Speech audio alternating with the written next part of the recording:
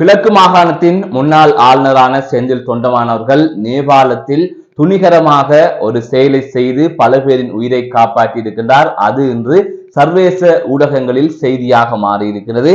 அது தொடர்பாக விரிவாக பார்க்க இருக்கின்றோம். அது தவிர யாழ்ப்பாணத்தில் போலீசார் மீதும் வாள்வெட்டு தாக்குதல் சம்பவம் நடாத்தப்பட்டிருக்கிறது. இது பரபரப்பை ஏற்படுத்தி இருக்கின்றது. இது தொடர்பாகவும் பார்க்க இருக்கின்றோம். அது தவிர இலங்கை ஜனாதிபதியான அன்றகுமார திஸ்ஸநாயக்கவின் எளிமை தொடர்பாக தற்பொழுது பேசப்படுகின்றது. அது தொடர்பான ஒரு புகைப்படமும் தற்பொழுது வைரலாக பரவி வருகின்றது. அது தொடர்பாகவும் இதிலே பார்க்க இருக்கின்றோம். அது தவிர ஒரு முக்கியமான அறிவிப்பு ஒன்று வழியாக இருக்கின்றது. இலங்கை போக்குவரத்து சபைக்கு பெண் சாரதிகள், பெண் நடத்துனர்கள் சேர்த்துக் கொள்ளப்பட இருக்கின்றார்கள் என்கின்ற தகவல் வெளியாகி இருக்கின்றது. இது உண்மையிலே ஒரு வரவேற்கத்தக்க ஒரு விடயமாக மாறி இருக்கின்றது. இவை தொடர்பாகத்தான் இந்த செய்தி தொகுப்பிலே விரிவாக பார்க்க இருக்கின்றோம். அதற்கு முதல் JK ரிப்போர்ட் எனப்படுகின்ற இந்த யூடியூப் சேனலை இதுவரை யாராவது சப்ஸ்கிரைப் செய்யாமல் பார்த்து கொண்டிருந்தால் சப்ஸ்கிரைப் செய்து கொள்ளுங்கள். தொடர்ந்து அருகில் இருக்கின்ற பெல் பட்டனை கிளிக் செய்வதன் ஊடாக நான் போடுகின்ற ஒவ்வொரு காணொளிகளையும் நீங்கள் உடனுக்குடன் பார்க்கக்கூடிய வகையில இருக்கும். நான் நடராசா ஜெயகாந்தன். தற்பொழுது செய்திகளுக்குள்ளே செல்லலாம். செந்தில் தொண்டமானை பலருக்கும் தெரிந்திருக்கும். இலங்கை தொழிலாளர் காங்கிரசின் தலைவரும் அது தவிர கிழக்கு மாகாணத்தின் முன்னாள் ஆளுநருமாகிய செந்தில் தொண்டமான் இலங்கையில் பல்வேறுபட்ட பதவிகளை வகித்திருக்கின்றார். அது தவிர வகித்துக் கொண்டிருக்கின்றார். இவர் சமீபத்திலே நேபாளத்திற்கு ஒரு கருத்தரங்கிற்காக சென்றிருக்கின்றார். அந்த சந்தர்ப்பத்தில் தான் நேபாளத்தில் பெரும் கலவரம் நடந்திருந்தது. ஊழல் ஆட்சியாளர்களுக்கு எதிராக இளைஞர்கள் ஒன்று திரண்டு போராட்டங்களை மேற்கொண்டிருந்தார்கள். அந்த சந்தர்ப்பத்தில் அந்த போராட்டத்தை மேற்கொண்டவர்கள் அத்துமீறிய செயற்பாடுகளில் எல்லாம் ஈடுபட்டிருந்தார்கள். இன்னும் சொல்ல போனால் நேபாள நாட்டின் நாடாளுமன்றத்திற்கே அவர்கள் தீ வைத்திருந்தார்கள். அதை தவிர அங்கிருந்த நட்சத்திர விடுதிகளுக்குள் நுழைந்தும் அவர்கள் சூறையாடியிருந்தார்கள். இந்த சூழ்நிலையில் தான் இங்கிருந்து கருத்தரங்குக்காக சென்ற செந்தில் தொண்டமான் ஒரு நட்சத்திர விடுதியிலே தங்கி இருந்திருக்கிறார். நிலையில் தான் அந்த நட்சத்திர விடுதிக்குள் நுழைந்த போராட்டக்காரர்கள் அங்கிருக்கின்ற பொருட்களை எல்லாம் உடைத்து அந்த ஹோட்டலையே சூறையாடி இருக்கின்றார்கள். அந்த சந்தர்ப்பத்தில் அங்கு நடக்கின்ற விடயங்களை உணர்ந்து கொண்ட செந்தில் தொண்டமான் அவர்கள் அங்கிருக்கின்றவர்கள் அச்சத்தில் அறைகளை பூட்டிக் கொண்டிருந்து விட்டார்கள். அதாவது அவர்கள் இருந்த அந்த அறை கதவுகளை பூட்டிக் கொண்டு பயத்திலே இருந்து விட்டார்கள். ஆனால் இவர்கள் பல ஹோட்டல்களுக்கு தீ வைத்துக் கொண்டு வருகிறார்கள். இந்த சூழ்நிலையில் இவ்வாறு ஒரு சம்பவம் இங்கு நடக்கப் போகின்றது என்பதை உணர்ந்து கொண்ட செந்தில் தொண்டமானவர்கள் அங்கிருக்கின்றவர்களை எல்லாம் மீட்டிருக்கின்றார். அதாவது நீங்கள் வெளியே வாருங்கள் என்று அழைத்து சென்று பாதுகாப்பான இடத்திற்கு கொண்டு சென்றிருக்கிறார்.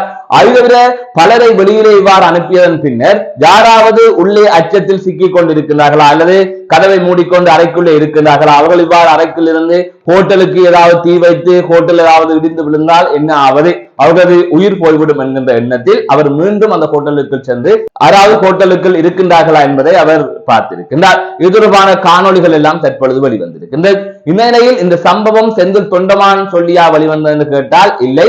அதனை தாண்டி அவரால் காப்பாற்றப்பட்ட ஒரு சிலர் தங்களது சமூக வலைத்தளத்தில் செந்தில் தொண்டமானால் தான் நாங்கள் உயிர் தப்பி இருக்கின்றோம் என்கின்ற விடயத்தை பதிவிட்டிருக்கிறார்கள். தொடர்ச்சியாக இது இந்திய ஊடகங்களின் கவனத்தை பெற்று செய்தியாக மாறியிருந்தது. இந்நிலையில் தான் பாரதிய ஜனதா கட்சியின் தமிழக தலைவர் நயினார் நாகேந்திரன் அவர்கள் தனது பாராட்டுகளை தெரிவித்திருக்கிறார். அதை தவிர முன்னாள் பாஜக கட்சியின் தமிழக தலைவர் அண்ணாமலை அவர்கள் பாராட்டு தெரிவித்திருக்கிறார். ஆம் தமிழர் கட்சியின் ஒருங்கிணைப்பாளர் சீமான் அவர்கள் தனது பாராட்டுகளை தெரிவித்திருக்கிறார். அதனை தாண்டி பல இந்திய அரசியல் பிரமுகர்களும் அதை தவிர இலங்கையில் இருக்கின்ற பலரும் அவருக்கு பாராட்டுகளை தெரிவித்து வருகிறார்கள். அதை தவிர நேபாளத்தில் அந்த ஹோட்டலில் சிக்கி இவரால் பாதுகாக்கப்பட்ட பலரும் அது தொடர்பான கருத்துக்களை வெளியிட்ட நிலையில் அந்த கருத்துக்கள் அந்த சமூக வலைத்தள பதிவுகள் வைரல் ஆகி வருகின்றன. எனவே இவ்வாறான ஒரு விடயத்தை இலங்கையில் இருந்து சென்ற செந்தில் தொண்டமானவர்கள் செய்திருக்கின்றார்கள் சொன்னால் உண்மையிலே அது பாராட்டுக்குரிய விடயம். அந்த சூழ்நிலை என்பது எப்படி இருந்தது என்பதை நீங்களே பார்த்திருப்பீர்கள். நேபாளம் பற்றி எறிந்து கொண்டிருந்தது. இந்த சூழ்நிலையில் தான் நேபாளம் காத்மாண்டுவில் இந்த சம்பவம் பதிவாகி இருப்பதாக தெரிவிக்கப்பட்டிருக்கிறது.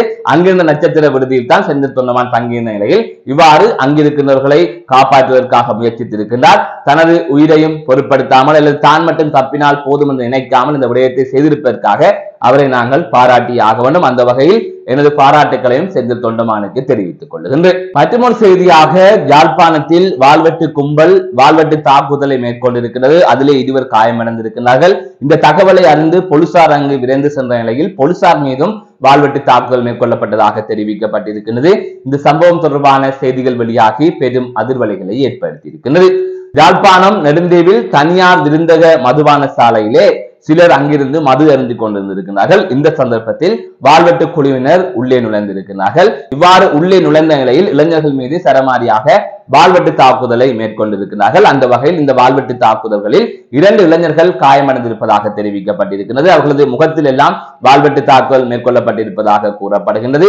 இந்த சூழ்நிலையில் தான் காயமடைந்த இருவரும் வைத்தியசாலையில் அனுமதிக்கப்பட்டிருப்பதாக தெரிவிக்கப்பட்டிருக்கிறது.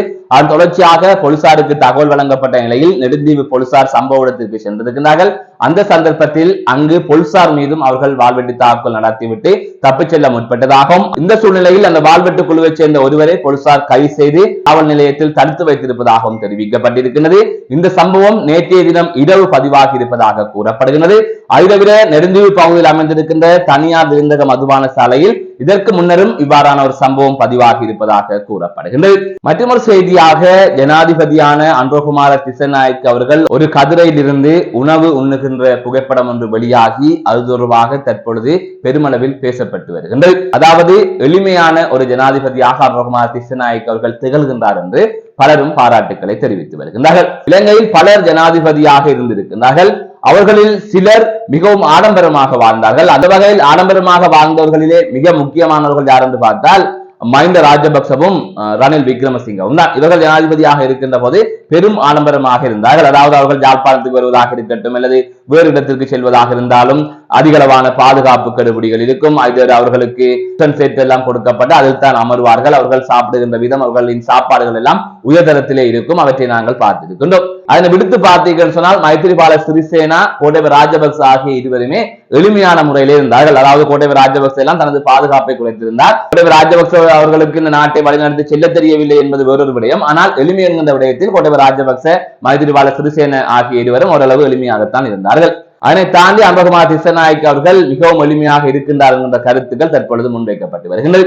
அதற்கு காரணம் அவர் அண்மையிலே யாழ்ப்பாணத்திற்கு வந்திருந்த போது கூட பெரிய அளவில் எந்தவித ஆடம்பரமும் இல்லாமல் அவர் வந்திருந்தார். அதே போல அவர் யாழ்ப்பாணத்துக்கு வந்தவேளை ஒரு கதிரையிலே இருந்து உணவு உண்ணுகின்ற அந்த புகைப்படம் வெளியாகித்தான் தற்பொழுது பெரும் பேசுபொருளாகி இருக்கின்றது. அதாவது அந்த புகைப்படம் யாழ்ப்பாணத்தில் எடுக்கப்பட்ட புகைப்படம் என்று செய்திகளிலே குறிப்பிடப்பட்டிருக்கின்றது.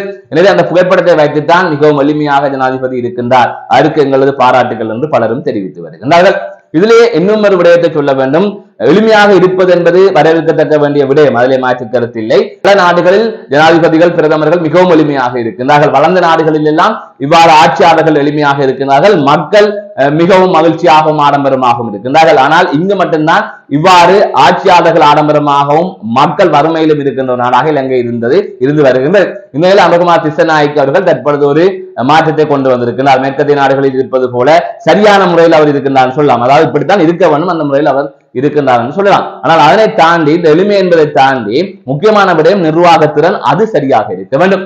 நீங்கள் சொகுசாக வந்து செல்லுங்கள் அல்லது வானூர்தியை பயன்படுத்துங்கள், எதை வேண்டும் என்றாலும் செய்யுங்கள். அதற்கு மக்கள் வரிப்பணத்தை பயன்படுத்துவதற்கு மக்கள் எந்தவித எதிர்ப்பும் தெரிவிக்கப் போவதில்லை. ஆனால் உங்களது நிர்வாகத்திறன், அதை தவிர ஊழலற்ற ஒரு ஆட்சியை நீங்கள் மேற்கொள்ள வேண்டும். முக்கியமாக இந்த இனவாதமற்ற ஒரு நாட்டை உருவாக்க வேண்டும். அப்படி உருவாக்கினால்தான் இந்த நாட்டுக்கு சரியே தவிர மைத்திரிபால சிறிசேன அவர்கள் ஜனாதிபதியாக வந்த போது அவர் சாதாரண வாட்டா கடைக்கு சென்று வாட்டா வாங்குகின்றார் என்றெல்லாம் பெருமையாக பேசியவர்கள் தான் இந்த இலங்கை மக்கள். ஆகவே எளிமை ஒருபோதும் இந்த நாட்டுக்கு பயன் தராது. ஆனால் இந்த நாட்டில் திறமையான ஜனாதிபதிகள் வந்து இந்த நாட்டை சரியான ஒரு நாடாக மாற்றிவிட்டு அவர்கள் எளிமையாக திரிந்தால் அது உண்மையிலே 100% வரவேற்கத்தக்கது.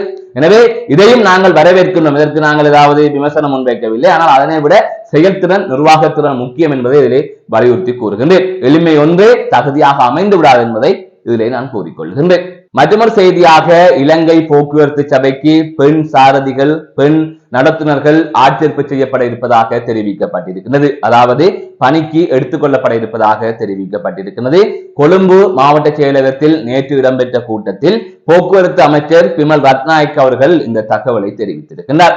அதுதவிர இலங்கை போக்குவரத்து சபையின் 25 டிப்போக்களை அதிநவீனமயமாக்குகின்ற செயற்திட்டம் ஒன்று முன்னெடுக்கப்பட்டு வருவதாகவும் அவ்வாறான செயற்திட்டம் நடைபெற இருப்பதாகவும் அவர் தெரிவித்திருக்கின்றார். அதை தவிர இந்த இலங்கை போக்குவரத்து சபைக்கு ஆட்கள் பற்றாக்குறை இருக்கிறார்கள், அதாவது பணியாளர்கள் பற்றாக்குறை இருக்கிறார்கள். அதனை நிவர்த்தி செய்கின்ற பொருட்டு 750 பேர் இவ்வாறு இலங்கை போக்குவரத்து சபைக்கு புதியவர்கள் உள்வாங்கப்பட இருக்கின்றார்கள். அதாவது 750 பேர் அந்த இலங்கை போக்குவரத்து சபைக்கு எடுத்துக்கொள்ளப்பட இருக்கின்றார்கள் என்கிற தகவலையும் அவர் தெரிவித்திருக்கின்றார். அதை தவிர இந்த இலங்கை போக்குவரத்து சபையை ஒரு லாபமான ஒரு சபையாக மாற்றுவோம் என்றும் அவர் குறிப்பிட்டிருக்கின்றார். மீண்டும் ஒரு காணொலி சந்திக்கின்றேன். நான் நடராஜா ஜெயகாந்த்.